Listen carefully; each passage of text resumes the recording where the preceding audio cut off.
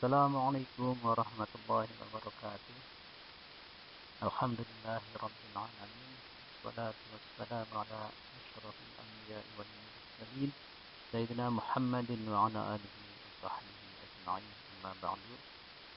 Teman-teman sekalian, hari ini kita masuk pada tema menyuburkan kebersamaan dengan toleransi dan menghargai perbedaan. Dua hal yang menjadi titik tolak kita. Satu adalah toleransi dan yang kedua adalah menghargai perbedaan. Mari kita simak berikut ini.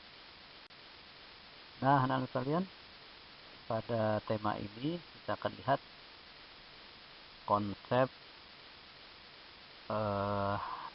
materi tentang menyuburkan kebersamaan dengan toleransi, menghargai perbedaan. Inilah petanya. Di bawahnya bagaimana kita membaca ayat Al-Quran tentang toleransi, kemudian mengartikan, kemudian memahami. Di bawahnya tentang tanda baca di dalam Al-Quran.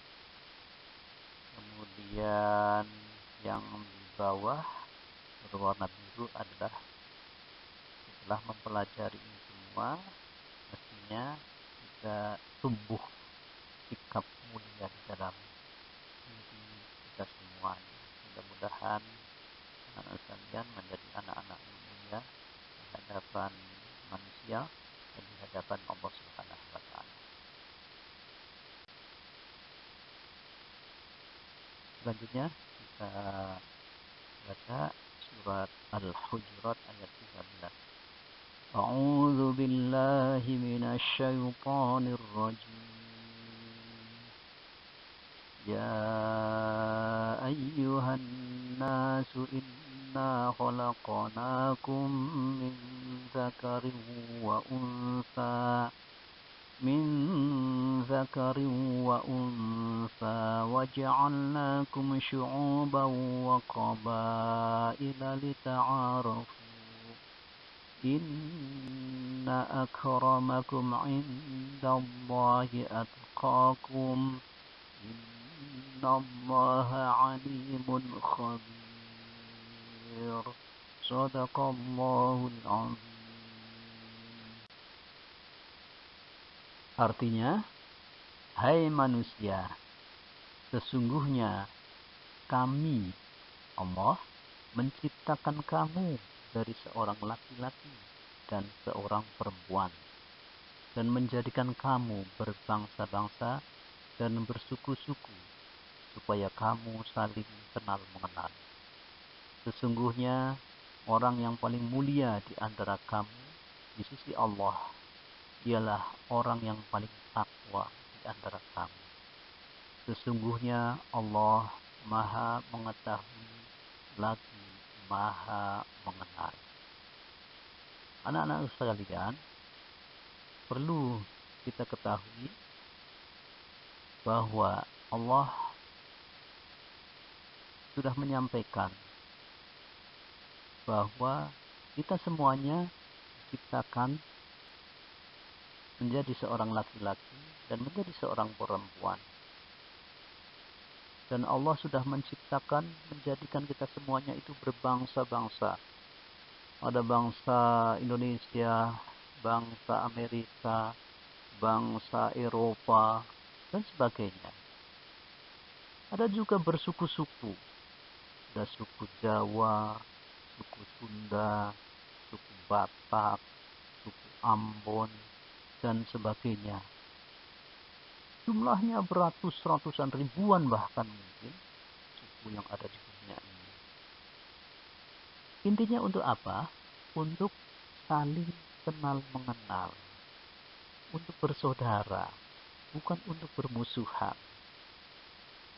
Jadi Allah sudah menciptakan ada orang yang berkulit putih, misalkan ada orang yang berkulit hitam, ada orang yang berkulit merah dan sebagainya. Tapi di hadapan Allah bukanlah itu. Oh, saya itu orang kulit putih lebih mulia dari kulit hitam. No, tidak begitu. Saya itu orangnya tinggi besar. Saya lebih baik dari mereka yang tubuhnya kecil. Tidak bisa. Tapi Allah katakan apa? Sesungguhnya orang yang paling mulia di antara kamu di sisi Allah ialah orang yang paling takwa di antara kamu. Jadi sekali lagi tidak melihat golongannya apa, tidak melihat warna kulitnya apa, tidak melihat kaya atau miskin. Sekali lagi tidak. Tapi yang dilihat oleh Allah adalah siapa di antara kita yang paling bertakwa. Nah, anak sekalian, kita tunda dulu terkait dengan ayat tentang bertakwa tadi. Kita akan bahas tentang wakaf. Bagaimana ini berhenti di dalam suatu kata dalam Al-Quran. Kita mengenal yang pertama ada wakaf lazim. Dalam wakaf lazim ini harus berhenti. Yang kedua adalah wakaf jaiz. Nah, wakaf jaiz ini boleh berhenti. Nah, wakaf jaiz ini terbagi menjadi 3. Kemudian yang ketiga adalah wakaf muraqabah. Wakaf muraqabah ini biasa disebut sebagai wakaf mu'anaqah. Pilihan berhenti pada salah satu tanda. Kemudian yang keempat adalah wakaf mamnu. Artinya dilarang berhenti. Kemudian yang kelima adalah saktah. Berhenti sejenak dengan tidak bernafas. Berikut ini adalah contoh wakaf lazim.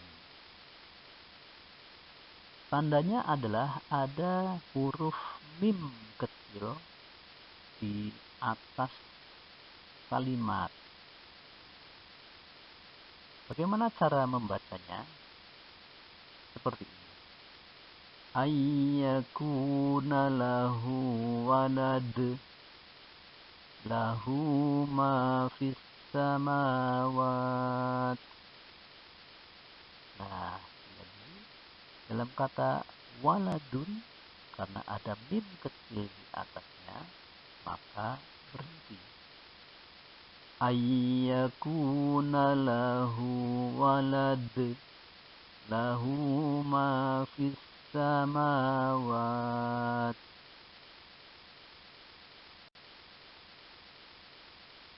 Kemudian yang kedua adalah wakaf jaiz. Nah, wakaf jaiz ini seperti yang diinformasikan di awal terbagi menjadi 3. Yang pertama jaiz kafi. Yang kedua adalah jaiz tasawi. Dan yang ketiga jaiz hasan. Kita lihat contoh bacaannya sebagai berikut. Contoh wakaf jaiz kafi ditandai dengan huruf ko, lam, iya seperti ini di akhir kalimat. Jaiz itu artinya boleh. Kafi itu sempurna. Qul atu'allimuna Allah bidinikum. Boleh seperti ini.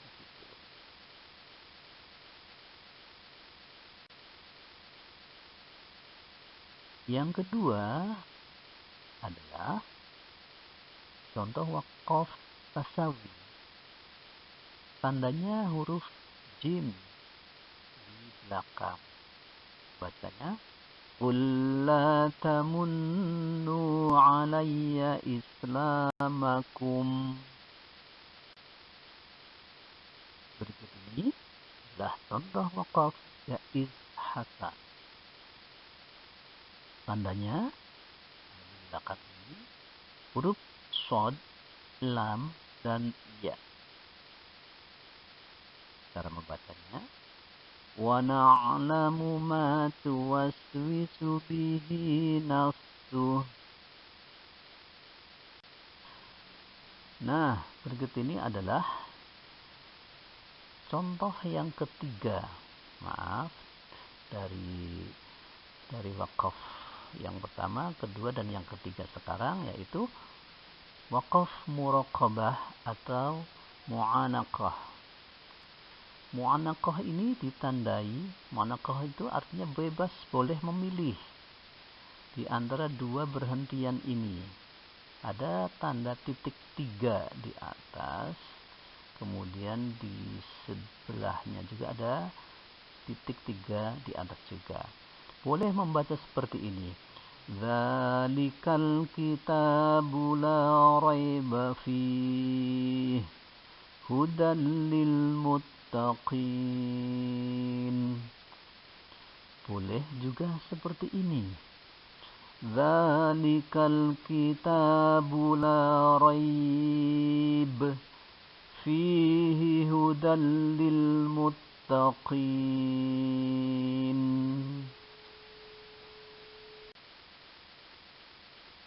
Berikutnya adalah contoh waqaf mamnu'.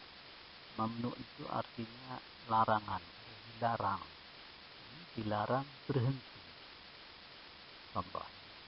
Oh, maaf. Tandanya yaitu tanda lam alif atau la. La itu tidak.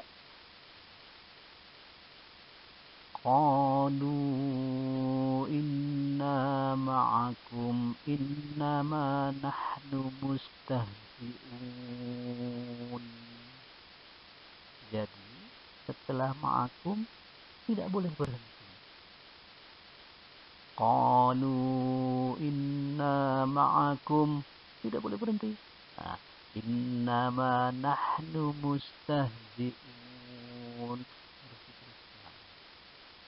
Ya. Berikutnya adalah contoh taktah.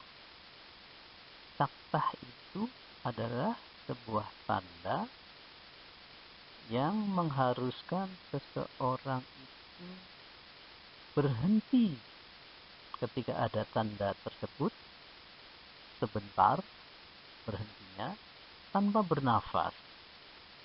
Kita lihat ada di ujung atas ada tulisan taktah pakai bahasa Arab. Berarti di sini harus berhenti sejenak. Seperti ini. Qalu ya wailana man ba'athana min marqadina hadza ma wa'ada ar-rahman ma wa'ada ar-rahman wa sadaqal mursalun.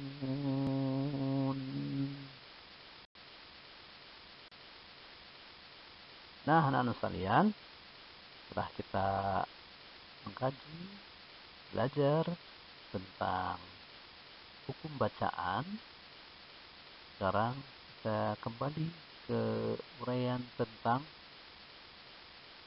toleransi. Ada sebuah hadis yang diriwayatkan oleh Ibnu Majah. Saya bacakan. Bismillahirrahmanirrahim. An Abi Hurairah radhiyallahu anhu rafa'ahu ila Nabi sallallahu alaihi wasallam. Innallaha la yanzuru ila suwarikum wa amwalikum walakin innama yanzuru ila a'malikum wa qulubikum. Artinya diriwayatkan dari Abu Hurairah radhiyallahu anhu yang dimarfukan kepada Nabi Muhammad sallallahu alaihi wasallam. Beliau bersabda, sesungguhnya Allah tidak melihat kepada rupa dan harta benda kalian, tetapi Dia, Allah, hanya memandang kepada amal dan hati kalian. Nah, anak sekalian, seperti yang sudah disampaikan di awal, bahwa Allah tidak melihat seseorang dari warna kulitnya, seseorang dari postur tubuhnya, seseorang dari kekayaannya. Tapi Allah melihat dari ketakwaannya. Jadi dalam Al-Quran tadi disampaikan. Nah sekarang dalam hadis, Allah memandang kepada amal dan hati kalian. Jadi amal itu perbuatan, perilaku kita. Perilaku kita itu menunjukkan siapa diri kita. Dan kemudian apalagi? Allah memandang apanya? Hati kita semuanya. Jangan kemudian kita salah tafsir. Kan yang penting hatinya, bukan sikapnya. Ada orang yang mengartikan seperti keliru. Saya tidak mau berjilbab. Yang penting hati saya kan berjilbab. Nah, itu perkataan yang salah. Kalau seseorang memang betul hatinya itu berjilbab, mesti kepalanya pun dijilbab. Jadi hati atau kata hati itu tidak akan pernah berbohong. Selanjutnya di hadis yang lain kita bacakan. Bismillahirrahmanirrahim. An Abi Musa al-Ash'ari radhiyallahu anhu qala qala Rasulullah sallallahu alaihi wasallam al-mu'minu lil mu'mini kal bunyani yashuddu ba'duhu ba'dan. Rawahu At-Tirmidzi. Artinya, diriwayatkan dari Abu Musa al-Ash'ari. Dia berkata, Rasulullah Shallallahu Alaihi Wasallam bersabda, antara seorang mukmin dengan mukmin yang lainnya adalah bagaikan satu bangunan yang saling menguatkan satu sama lainnya. Riwayat At-Tirmidzi. Anak sekalian, kalau kita melihat sebuah bangunan, rumah misalkan, itu terdiri dari ratusan batu bata, disusun yang rapi. Kalau satu saja itu copot, nggak terguna temboknya. Jadi akan terlihat dari luar bolong. Ya. Nah, oleh karena itu, tembok-tembok itu disusun dari batu bata yang rapi. Demikian juga kita, sesama muslim, sesama mukmin itu adalah seperti saudara yang saling menguatkan sekali lagi. Tidak kemudian saling menjegal, saling menjatuhkan, saling memusuhi. Itu bukan perbuatan orang mukmin. Orang mukmin sekali lagi itu saling menguatkan sehingga orang mukmin itu kuat. Seperti bangunan yang kuat. Kalau kuat itu tidak mudah dikalahkan. Kalau kita melihat orang mukmin itu bermusuhan, tentu yang senang itu adalah musuh orang mukmin itu mereka akan senang, dan ketika mereka sudah senang, mereka bisa saja menghantam orang mukmin tersebut. Nah, oleh karena itu bersatu, orang mukmin itu harus bersatu.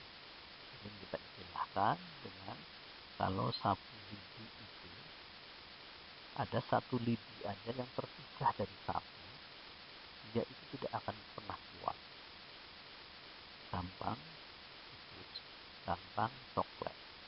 Tapi kalau sudah 10, 20, 100 bahkan mau dipotong ya, dengan menggunakan tangan itu akan ini. Demikian juga orang mukmin. Wallahu a'lam bishawab. Assalamualaikum.